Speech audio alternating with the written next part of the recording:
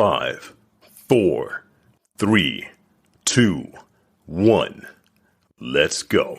Diary of a Kidney Warrior podcast in partnership with Kidney Care UK, sharing faith, knowledge, hope, and love. Hi and welcome to Diary of a Kidney Warrior podcast. My name is Dee Moore and I am a stage 4 kidney warrior. This podcast is dedicated to encourage, educate and inspire as we explore all aspects of kidney disease, chronic illnesses and health.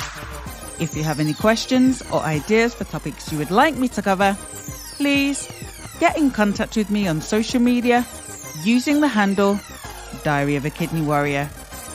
Monday the 20th till Sunday the 26th of September is Organ Donation Week. And joining me to talk about what happens on the day of a kidney transplant and beyond is consultant transplant surgeon Dr. Hannah Maple. Dr. Hannah is based in London, England, and her interests are in living donation and optimising patients prior to transplantation. Hi and welcome to Diary of a Kidney Warrior, the podcast. How are you doing today, Dr. Hannah? I'm very well. How are you? I'm good, thank you. I'm really excited about our interview today. This interview is kind of a follow-on from an interview that I did a couple of episodes ago. This is episode 39, which was an interview with Trevine, where we talked about the kidney transplant recipient workup process. And now in this interview today, I am interviewing consultant transplant surgeon, Dr. Hannah Maple, and we're going to look at the transplant process from a surgeon's point of view. And we're going to look at what does happen, what to expect. We're really going to delve into this process a bit more. So I'm going to start with my opening question. And this is, why does the surgeon want to know all of this information about kidney transplant patients? Yeah, so for those of you who've listened to Trevine's podcast, which I can highly recommend, by the way, because it outlines what happens to get you on the transplant waiting list. And one of the main questions that you might have at the end of all of this is, why does the surgeon want to know all of this about me? Well, I mean, the main thing is what's going through our heads when we're thinking about transplanting you is 2, maybe 3 main headlines. The first one is, can I put this person through an anaesthetic safely? And that's related to a lot of the heart tests that perhaps were mentioned in the last episode. Why would you want to put the heart under stress? Well, actually having an operation is a bit like running a marathon. So we need to be sure that your heart is strong and healthy and can respond to a stressful experience, which having an operation and having an anaesthetic is. The second big thing is, well, actually, if it's all well and good wanting to transplant this person, but where am I going to put the kidney? And that's sometimes very challenging, especially if somebody's had lots of operations before, if they've had previous transplants before. So that's why we might be interested in looking at what your blood vessels look like, because we need to know that there's a safe place for us to not only join the kidney, but also we need to put some clamps onto the blood vessels to stop the blood flow temporarily whilst we're doing the transplant. And we need a certain distance, like a segment of your vein and your artery. And we need to know that those vessels are healthy and that we're not going to make things worse by trying to put a kidney in that place. And then the third thing, mainly related to some of the things like the cancer screening and the viruses that Trevine was talking about.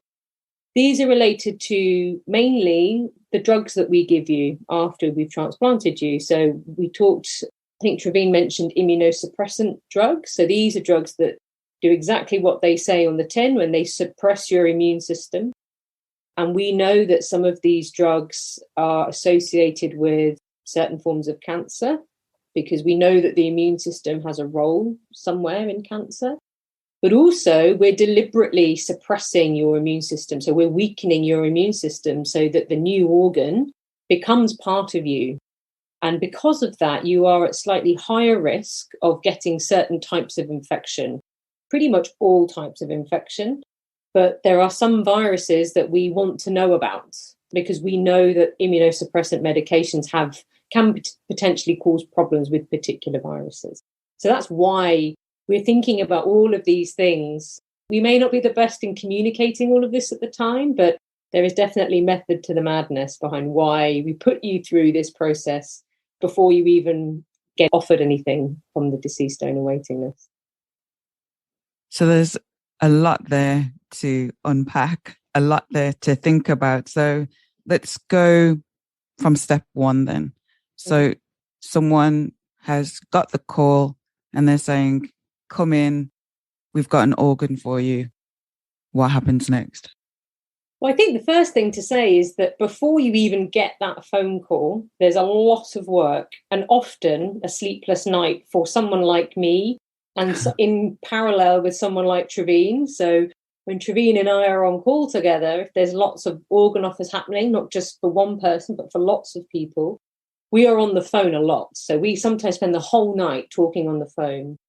So if we go right back to the beginning, one of the things about transplantation is that you can't transplant an organ into a recipient without a donor. So let's start at the donor end. So what typically happens is that someone somewhere is typically in intensive care in a hospital somewhere in the UK. And unfortunately, that individual has an unsurvivable illness that's going to end their life. There are different types of organ donor from the deceased. On the deceased side, we can talk about that a little bit later if you want to. But essentially, an individual is identified as somebody who could potentially donate their organs. The next step of the process is for their family to consent for the organs to be retrieved. And assuming that the family does consent, that donor then goes through an assessment process to make sure that there's nothing about that person that means that I, as the transplant surgeon, wouldn't want to transplant their organs. So assuming that they are suitable to be a donor, they have their tissue typing done, their blood group, and all these other tests that are performed on the donor. And then NHS Blood and Transplant, who are the main organisation that oversee the whole process, they have a central operations hub, which is based in Bristol. And they have a huge team who then start the organ offering process. So that's at the point where myself and Trevene will get a phone call to say that this particular donor has been through the algorithm and the computer system that runs the whole process. And this particular recipient has been identified as a potential recipient for this person's kidney. What Trevene and I then do is we go through the form that gets sent to us with all of the information about this person. And the things that I'm kind of interested in are, how old are they? How did they die? What's their kidney function like? What's their past medical history like? Because what I want to do is try and do as best a job as I can to build up a 3D image of this individual and work out whether or not these organs are suitable for my recipient. So the way that I divide this up in my head is I put the donors into 3 groups. The first group is, I would accept this kidney for anybody. It's so good that I could give it to anyone. That's a very small proportion of people. At the other end of the other extreme is, this is an organ that I wouldn't give to anybody. And that's because it's either of poor quality, there's something about the donor that makes it too risky. For example, if they have a certain type of cancer, if they have evidence of particular illness or infection that I would be worried that I would transmit that into the recipient, I would say, actually, I'm going to say no to all recipients. I'm going to say no. By far, the majority are somewhere in the middle, where I have to think, is this organ the right organ for this particular person that's been matched to? So a classic example is, I've been offered a 60-year-old kidney for an 18-year-old. So yes, it might be a very good 60-year-old kidney, but it's going into a younger person and it has to see that person for as long as possible. So that's just one very crude example of why I may say no for that person, but actually I might say yes for somebody else. Or if that organ was re-offered to me for somebody else, I may then accept it. So that's kind of the thought process behind whether or not I say yes or no to this organ. So assuming that I say yes, the next step is that myself or Trevene will speak to the other members of our team. If your own nephrologist is not available, your own kidney doctor is not available, say it's 3:00 in the morning, we may speak to the on-call kidney doctor at the time and say, do you think this is a reasonable offer? If they agree, we then pick up the phone and we call you and we say, we potentially could have a kidney for you. And then we will give you a set of instructions. And they typically involve not eating or drinking anything so that you are starved, ready for an anaesthetic. Pack a bag and get yourself to the hospital, usually as quickly as you possibly can. Once that process has happened and once those organs have been accepted and you're on your way into the hospital, at the donor end, we have to get a retrieval team, which is a separate team of surgeons, completely separate to the actual implanting transplant team in many cases. And they will be mobilized in a team to go and retrieve those organs. Those organs, once they are donated from the donor, then get put on ice typically and will then be sent to me at the recipient implanting centre. So that organ will appear on the ward and then we'll go down to the operating theatre. Now, whilst all of that is happening, you've made your way into hospital, we've put you in a bed, and then another set of tests start to make sure that at this point in time, you are fit enough to have a kidney transplant today. So is there anything about you today that means that you can't have a transplant? So, for example, did you go for a walk last week and get pain in your chest? Do you have an infection, either a urine or a chest infection perhaps? Do you have an ulcer on your foot, which actually looks a little bit dodgy that you've not told anyone about because you were waiting to see whether it was going to get better or not? Do you have any dental infections, sore teeth, anything like that? So what happens, the way that I tend to explain it to patients on the day is I'll pop along and see you, introduce myself, and then it's a bit what I call the hurdle race to get your organ at the end. So the first step of that race, the first hurdle to jump is, are you fit enough? So we will do blood tests. If you pass urine, we will do a urine sample. We will typically do an ECG, so we're tracing of your heart. We will take a chest x-ray if you've not had one recently. And again, build up a picture. Is this, and the main question is this person fit enough for an operation today? And assuming that there's not really been anything that's changed recently, that you've been to dialysis, that you've taken your medicines, and that everything is as it was the last time you saw your kidney doctor or the last time you saw us, there's no reason why you can't have a transplant. Okay. And other little decisions that are made on the day are typically related to, do you need dialysis? So when were you last dialysed? Do you need a quick spin on the machine before you go down to theatre? What's happening with your blood pressure? Do you need to take certain different blood pressure medicines? Or is there anything else that we can do that we're worried about that we can solve quickly to get you your transplant today? So that's hurdle number one. The second hurdle is something called the cross match. So even though on paper, this recipient has been matched with this particular donor, I need to know that immunologically, so the immune system of the recipient can have this organ from this donor.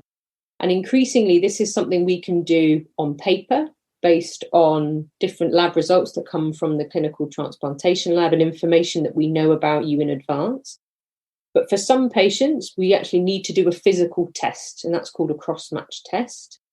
And what that involves is a sample of tissue or blood coming from the donor, and that being run alongside a blood test from the recipient. And what we want to know is, does the recipient's immune system, so does the cells in the blood test, react in any way to the cells from the donor? And that will mimic what will happen when we take the clamps off the vessels and fill the kidney with blood. And the thing that we're trying to avoid is something called hyperacute rejection. And that's something that used to happen a lot more frequently in the early days of transplantation when we didn't know as much as we do now about the immune system. So, for example, if I was to put the wrong blood group kidney in, you would get a reaction straight away. And that, whilst that's a very crude example, that can sometimes happen with other immune cells because of what your body as a recipient has seen previously. What's your immune system primed for? So that test we need to do to make sure that we don't get rejection of that kidney immediately at the time of transplantation, which would mean that we would have to take the kidney out straight away and you would wake up without a transplant. So that's the process that we're really trying to avoid in that. So assuming that that's okay, that's the second hurdle jumped. The third and final hurdle is mainly my job, and that is to have a look at this organ and say, is this organ structurally okay? Is there any damage? Because sometimes the retrieval process it's a very difficult operation sometimes, and you can accidentally damage organs, obviously by mistake. Is the damage unresolvable or is it fixable? If it's fixable, what's the risks associated with fixing it? Does it put the recipient at any increased risk of certain things happening or certain complications? And obviously, if that is the case, then I have to go and have a conversation with the person who this kidney is meant to be going into and say, this is what we found. We think we can transplant this kidney, but there are risks associated with that, and this is what they are. Do you want to take this or not? The other thing that we look at the kidney for is tumours and lumps and bumps that perhaps weren't noticed at the time that the organ was retrieved. And again, is this a lump which looks benign and harmless? Or is this a lump that looks more worrying? Does this look like a cancer? Is this something that I know what it is? Or is this something that I don't know what it is? And again, there are different options around that, but it's important for us to look at that organ before we finally say, yes, we want to transplant it. And if you tick all those three boxes, if you jump those three hurdles, that's the point in time when we can call the porter and get you down into the anaesthetic room and get you your transplant. So as you can imagine, having described all of that process, that involves a huge team of people, both at the donor end, but also at the recipient end. And you'd be amazed how many phone calls, like sometimes when I'm on call, I have to charge my phone twice during the day because it's ringing so regularly. And this is just for one offer. Sometimes we have 2, 3, 4 offers happening all at the same time. So you can imagine it's a bit of a logistical nightmare at times to get all of this sort of to line up. But that's one of the joys of the job, and that's what makes it so fun and so interesting. So that's part of the process. So I can see straight away that once you've got the call, even though you've got the call, there are lots of factors there that would mean that the transplant can't go ahead. So a simple thing like if you have a sore throat or a cold, then you wouldn't be able to proceed. Yeah. Subtle things that you may not even notice. Like, for example, there's one blood test that we take called a CRP, which is an inflammatory marker. And it can be quite non-specific. And if it's mildly raised, it's meant to be less than 5. Say it's 20 or 30, and you normally have a CRP. Of all the tests we've done before, your CRP is less than 5. But all of a sudden today, it's 30 or 40. We have to wonder why it's there. Is there a little bit of infection or inflammation somewhere that is causing the problem? And the reason why we act on these things, and sometimes for some people, we would say, actually, we're not going to transplant you, is because when we do the transplant, we give you a huge dose of immunosuppressant medication at the time of transplant. Yes, you're on it for life, but at the time of the transplant, that's when you're most vulnerable to infection. And if we're sitting on something where we're not sure where the infection is, there's every possibility that we could kill you, by giving you these drugs and giving you a transplant. And these are the things that it's not obviously never nice to hear, but in the backs of our minds, we don't want to harm you. We're not in this to harm you. We're in this, and you've been waiting for this, for the end goal being to prolong your life and to improve your quality of life. And it's very much at the top of our agenda that we minimize the harm that we cause. And we know we're going to harm you by doing an operation. It's going to be painful. We are exposing you to risk. We're exposing you to a big operation. It has to be worth it. All of this has to be worth it. You've not waited all this time for something to go wrong. And we want to minimize the risk of something going wrong. And as much as sometimes doctors can feel, it may be that you think you get frustrated or think, all these tests, all these blood tests, why are they taking blood from me again? Why am I going for this scan? it's all with the best of intentions. And that is because we want to help you and do what's best for you. And we want to see you skip out of the hospital with your brand new kidney. I can't tell you how much joy I get watching someone go home with their transplant. Honestly, every single time it's a massive smile on my face, because I know that this person is going to have, a much better life now that they've got a kidney. So anything that deviates from that plan, we need to preempt as much of this as possible so that you get the best result. And that's what we're focusing on, is you getting the best result. Wow, that really is amazing. So the person has passed each one of these stages, each one of these hurdles. So what happens next? So what happens next is that you get wheeled down to the operating theatre. You go into the anaesthetic room where the anaesthetist will put you off to sleep. One of the common things that people say to me is, well, am I ever left on my own? And the answer is no. If you were to pop your head around any operating theatre, you'd realise there are lots of people in there. You have an anaesthetist, you often have a second anaesthetist, you have a specialist anaesthetic nurse who's just looking after you being asleep. That's their job, is to look after you whilst you're asleep.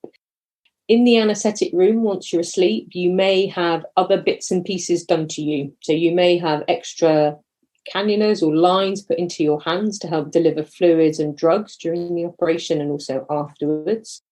You may have a big line put in your neck, and depending on the type of dialysis you have, depending on the type of dialysis access that you have or how you dialyse, the type of line we put in may be slightly different, but essentially it's access into a big blood vessel, which we can get into easily. We can deliver fluids easily.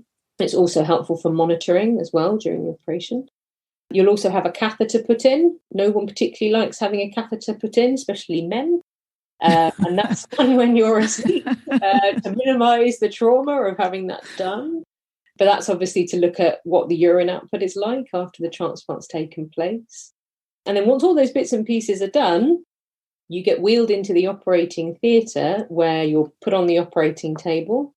We make sure that you're safely and securely there, that you're not going to fall off, that everything's protected, that your limbs and everything are safe, because obviously you can't move and adjust yourself whilst you're under an anaesthetic. We do a final set of checks to make sure that all the things that should have been done have been done. And then we make a start. And depending on where your transplant's going to be, whether it's the right or the left side, the team will arrange themselves around you and the transplant takes place. I know Trevine mentioned that the kidney goes into the abdomen. So we don't take your old kidneys out generally. The majority of people keep their own kidneys. And then we tend to put them in the groin. So if you imagine the front of your tummy, if you imagine a sort of a diagonal cut just over between your pubic bone and your hip bone, it's usually around there. And we know that gives us reliable access to your blood vessels in your groin. We move all your bowels and your guts out of the way.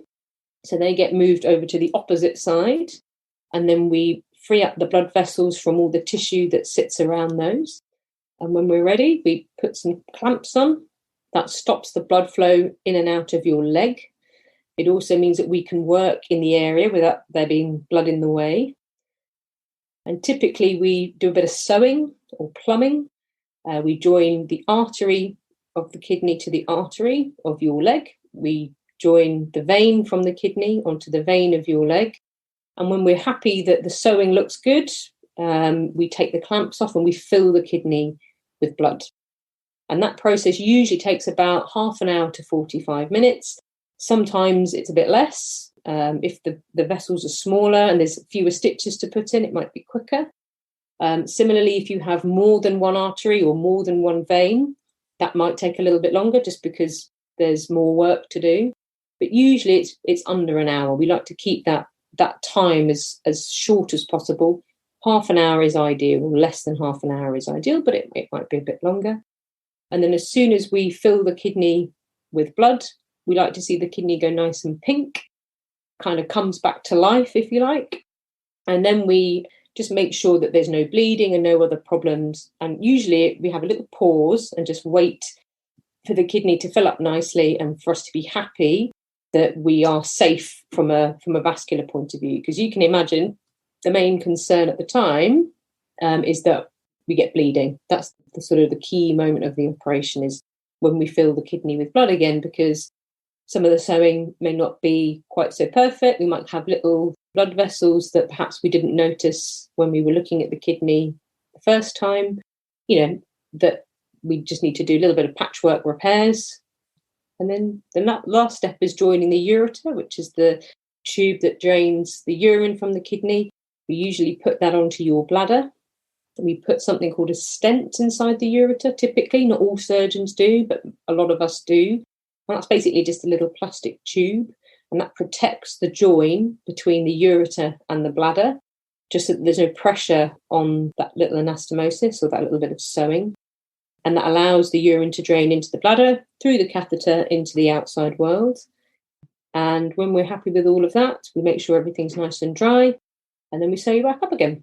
And that process takes anything between 2 to 3 hours to longer, depending on how difficult it is. Sometimes the size of the patient can have an impact, how deep the blood vessels are, and other challenges that may make the operation a little bit longer. So rewinding slightly, so you said that, and I've heard this before, that you don't take the old kidneys out, you leave them in, the native kidneys, you transplant it elsewhere. So why is it not a case of you go to where the old kidneys are, take them out, and then attach the new kidney to where the old kidneys were?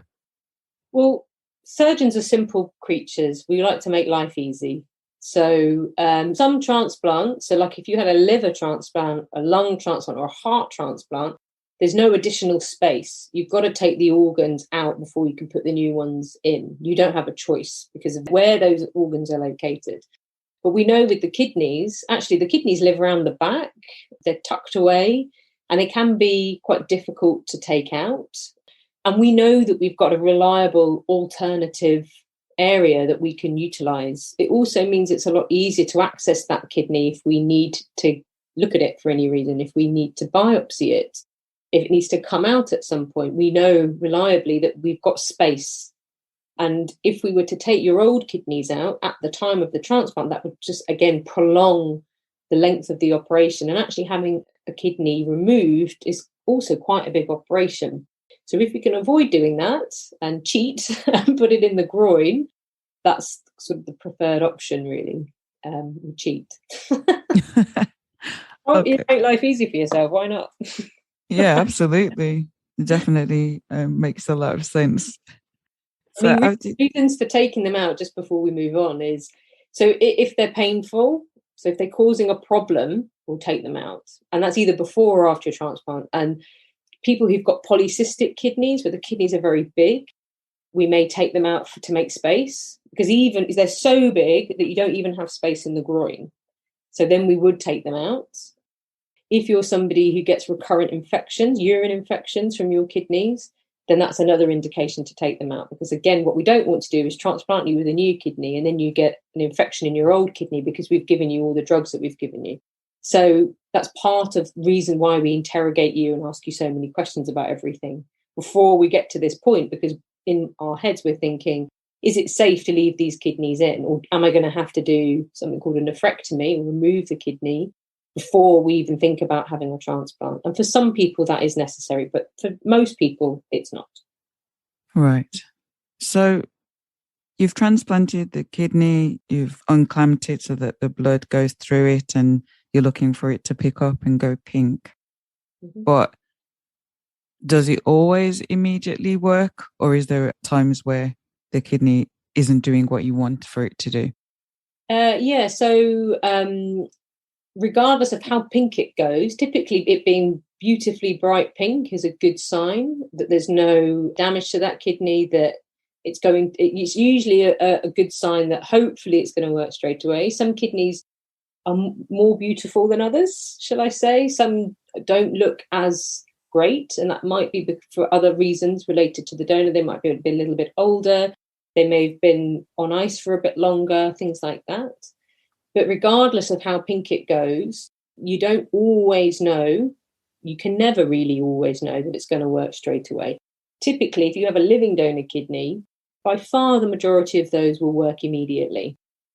And that's because we know that living donor kidneys, having a living donor operation to take the kidney out and then transplanting that is a far less traumatic experience for that organ than going through the deceased donor sort of transplant or retrieval process. We know that. And that's why living donor kidneys, we know, last longer. And we know that that's the gold standard for anybody who's got kidney failure. Having a living donor transplant is the best option because you can be as certain as you can be that that kidney is going to work immediately. And that's by far most often the case. With deceased donor kidneys, there is something that's more common, and that's called delayed graft function.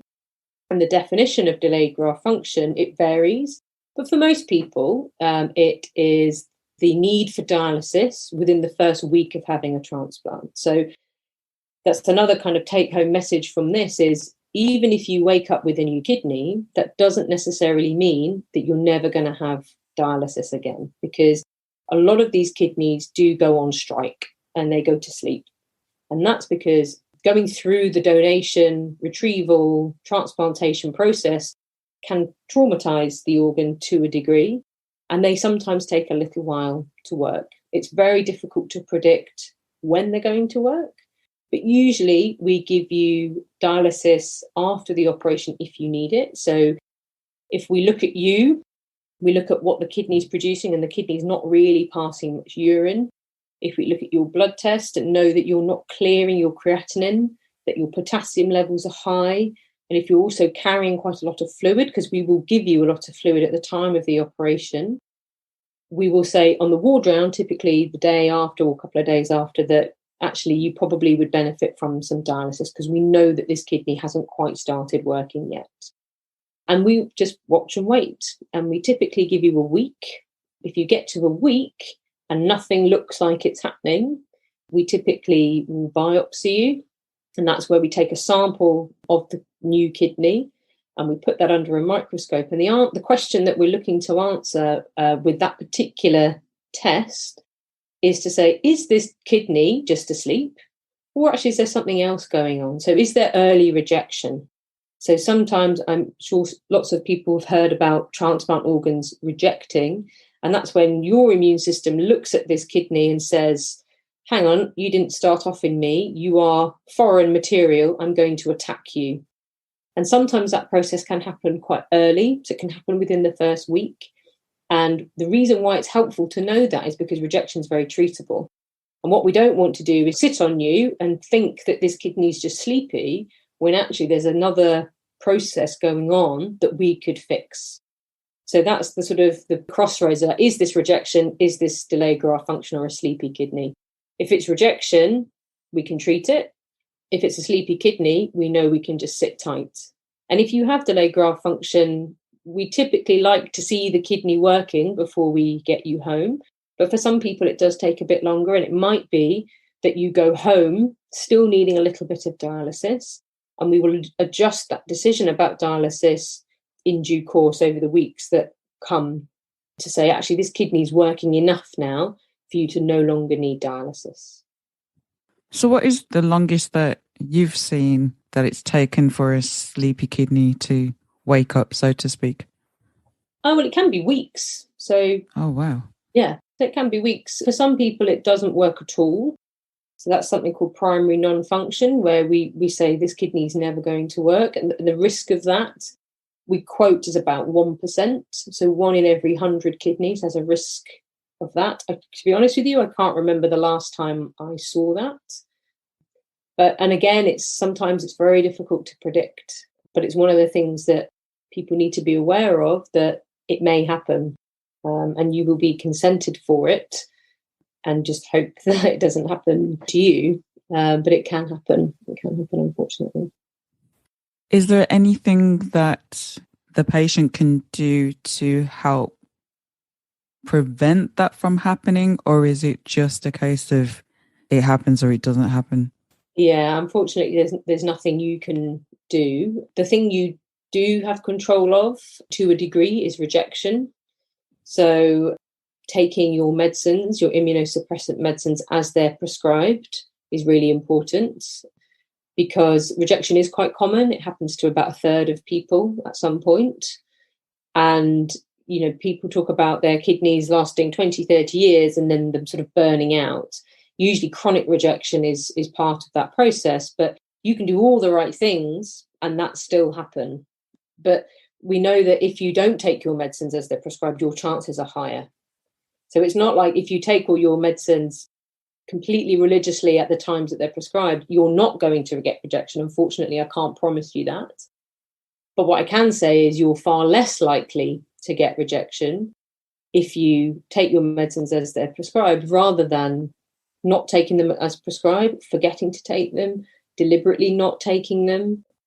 My advice is usually after a transplant, we will discharge you on a whole new set of drugs, and I often joke with the patients that they rattle when they walk out of hospital because there's so many.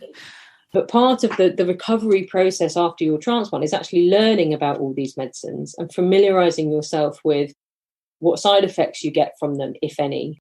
And I would encourage you to learn about the medicines if you can beforehand, because that's helpful. But also learn with the pharmacists on the ward who are there typically to help you go through all of your medicines and explain exactly what they're all for.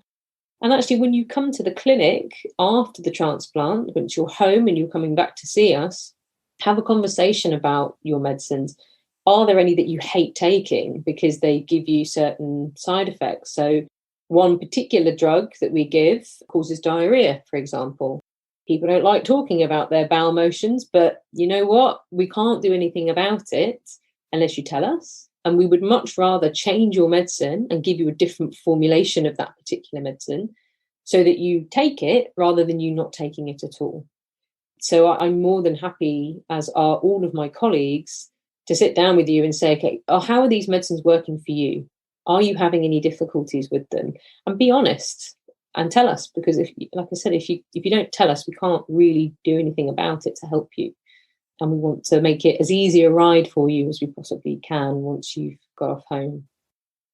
So are there any, I know everyone's different and you can't answer this specifically, but are there any absolutely you cannot take medicines if you're a transplant patient? Well, I'm going to put my hands up and say I'm the wrong person to ask that question to.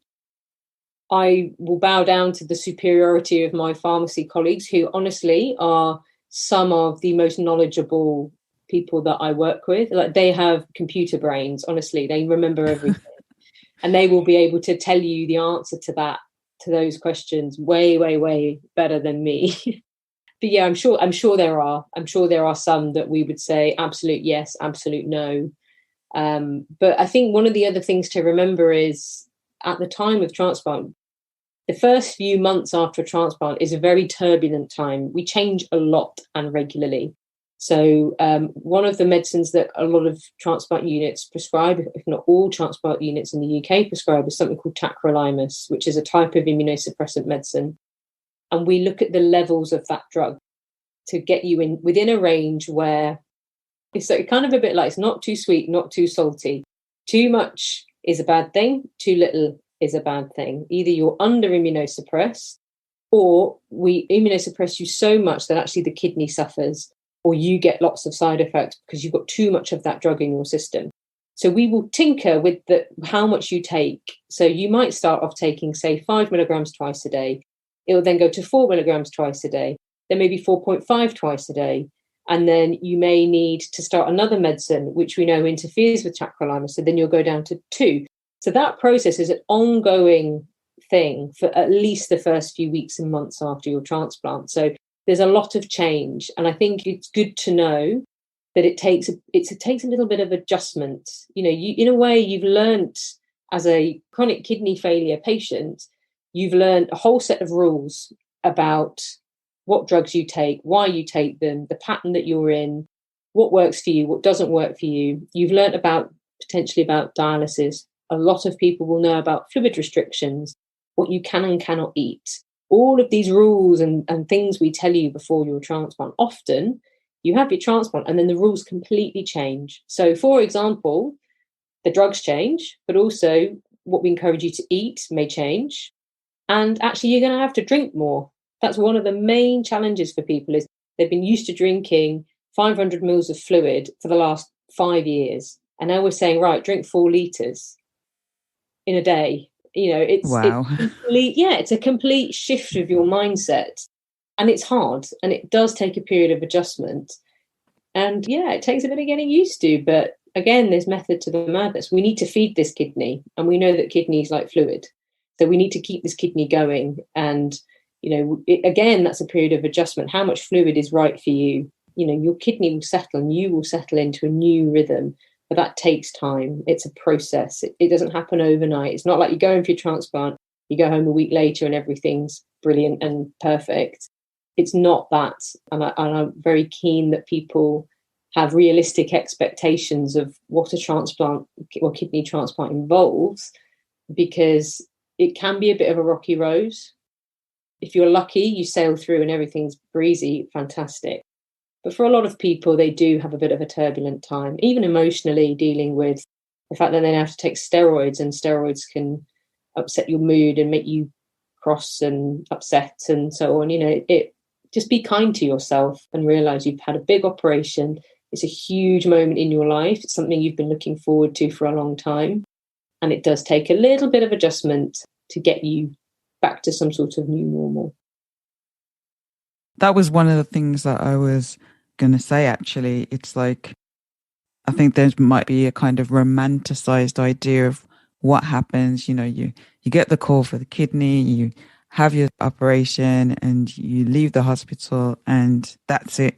You walk into the sunset and everything's fine. But it sounds like there's a lot of still testing and checking and adjusting. So would it be fair to say that once you've had your transplant, you're going to still have to come back to the hospital a lot? I mean, you don't get away from us that quickly, unfortunately. I mean, we do keep a close eye on you. And again, the reason for that is not because we can't let go of you, and it's because we want to keep an eye on you and be checking up on you and all of these things that sometimes I think some patients do feel a bit like we're being a bit intrusive, maybe. But we know that things are more likely to happen in the first few months after a transplant. So you will come and see us much more frequently after you're immediately discharged from hospital. And most people, that's a couple of times a week. It might be a few more, it might be a few less, depending on your own journey.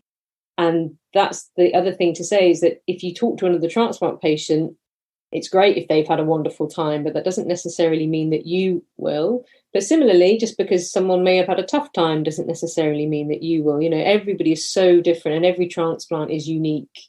The combination of donor and recipient are always unique.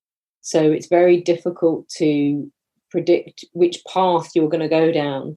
But typically we do see a lot of you, and a lot of patients kind of get a bit grumpy and they say, well, you told me that if I had a transplant, then my life would be better because I don't have to go to dialysis 3 times a week. And here I am in transplant clinic twice a week. I'm still having to be picked up by patient transport, and I'm still having to have all these blood tests and scans and doctor's appointments and things like that. But the reason for that is because we want to make sure that this kidney is working well. It's a big change, as I've already mentioned. It's a big period of time where it's important that we keep an eye on you to a degree, because we've changed so much. And we want to make sure that you're okay. And we know that we're looking for things that can go wrong. So infections, rejection are the 2 big things. Are your wounds healing okay? Do you have any new problems that have kind of cropped up since you've been home? Are you eating all right? Are you keeping up with your fluid? What's your blood pressure doing? Because we've changed so many of these things and we've implanted this organ into you, we're still waiting to see how that organ's going to behave. And unfortunately, that does mean that, we keep you quite tightly on a lead for a little while. We pester you a lot. We ring you a lot. But as time moves on, as you get to sort of 3, 6, 12 months, we start seeing you much less frequently. And I think it's at that point that people start to feel better. They feel a bit like they've recovered from the operation. They've got used to a new pattern in terms of medicines.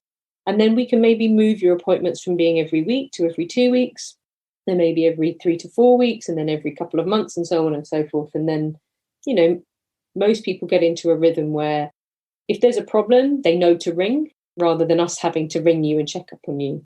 It's kind of the other way around. And most transplant patients are very good at spotting, the ones who are motivated and very conscious of their bodies and very aware of how they feel, know when something's not right. And we can reliably get them to give us a call if something's not quite perfect. And we can arrange to see you and act on things quickly. Because we know that the sooner we deal with things, or the sooner we can identify and diagnose things, not only is it better for you, but it's better for your kidney, because your kidney is going to last longer, because the damage that potentially could be happening to that organ is hopefully going to be less, because you've left it less time, if you like. So the quicker we know, the quicker we can act and get the best out of that kidney for you. So you've described a very extensive process from when you've been identified that you need to have a kidney transplant to then getting the call, to then going to hospital, all the tests that are involved, and then having the kidney transplant, to then following that, all the tests that are required afterwards, and then hopefully getting to the point where your appointments can reduce because you're doing really well. It sounds that overall it can be quite a turbulent process for the patient, for the organ as well. There's a lot that you've described that has happened and that will happen. So how can a kidney patient help themselves to make this process easier? I think there's a lot. I think when I've spoken to patients about this before, it's very, very clear that the whole process of waiting for a transplant has a lot of uncertainty. And I think people who are not kidney patients have had some insight into this, mainly due to the COVID pandemic and not knowing what's happening next, not knowing when we're coming out of lockdown, not knowing when you can go and do all the things that you normally did. And I think that kind of provides some insight into what it's like waiting for an organ, because I think for a lot of patients, they feel that their life is completely on hold until this event happens. And the analogy that I often use when I see patients before their transplant, it's a bit like wanting to play Premier League football. If you imagine that having a transplant is like playing Premier League football, on the waiting list, you're kind of on the subs bench. You're waiting for the event to happen. And just because you're on the subs bench doesn't mean you don't go to training. It doesn't mean you can get away with not practicing all the things that you want to be able to be doing at that high level. So if you can keep as fit as you possibly can before your transplant, all of that time, it's an investment. If you can use those few years that you're on the waiting list as a way of getting yourself into the best shape possible, so that when you get that call, you are ready, I think that's the only thing you can do. This whole process, there's a lot of uncertainty. There's a lot of things that are totally out of your control. And I think even as a surgeon, there's a lot of things that are out of my control in terms of what I can offer you. It's all depending on who happens to be a donor at that point in time, on that day, who else is on the list. There's so many factors, as clearly we've discussed today. There's so many other things going on that really I'm a very small part of the process, and I only have a certain amount of choice in terms of what I can and cannot do. But as a patient, again, you're in a position where a lot of this stuff is out of your control. So if you can focus on the things that you can change, the things that you can do for yourself, and I don't just mean being physically fit, exercising. I know how difficult it is. It's difficult enough as a completely fit and healthy person to be motivated to exercise. We know that's hard. Being a kidney patient with symptoms, dialysis, and all the other things that you have to think about, fluid restriction, all this stuff, it's hard. It is hard. But if you can manage it, if you can do some laps of the park, if you can go and play badminton, if you can play football, if you can do the things that you enjoy, then do them. But it's not just about preparing yourself physically, it's also about preparing yourself mentally. What do you know about transplantation? Are there things that you can read? How informed do you want to be? think about the types of organs that you would or wouldn't be willing to accept. Like Trevine mentioned in her podcast about the different types of organ offer. The more informed you are and the more psychologically prepared you are for this process, the better your outcomes will be, because your expectations will be met, but also you'll be in the best physical and psychological condition that you can be in to weather all of this potentially stormy process that we've talked about today. And that's something that you do have control of. I'm not saying it's easy. I know it's not easy. But if you can manage to do some of those things, I think that puts you in a really, really strong position to recover from surgery quickly and to get your life back, which is the whole point of having a transplant in the first place. So don't see this as wasted time. Time on the waiting list doesn't have to be a waste. If you can use it, do, and try and make the most of it before you even get a phone call from someone like me. Thank you. Thank you so much for sharing all of this very extensive information. I know that this is going to help so many patients who might be worried, not knowing what to expect, might be a bit scared, but also preparing people for how difficult it will be. I mean, this podcast is about empowerment and it is about being positive, but it's also about giving people a realistic picture of how things could potentially be. Because I think that if you're over positive, for want of a better expression, then you're setting people up for failure, because then when they hit these bumps in the road, they're not prepared for it. So I think that we've got a really good balance today in terms of showing people it could be this or it could be that. But overall, the transplant process is going to give you a better quality of life. It's going to make so much difference. So thank you so much for breaking down this process and explaining everything and for sharing so much amazing information. Thank you. You're welcome. Thank you for listening to Diary of a Kidney Warrior podcast. And don't forget that you can contact me on social media using the handle Diary of a Kidney Warrior. Please do subscribe to the podcast and please do tell a friend. New episodes of this podcast are released every other Monday. Until next time, take care and choose to live. Diary of a Kidney Warrior, sharing faith, knowledge, hope, and love.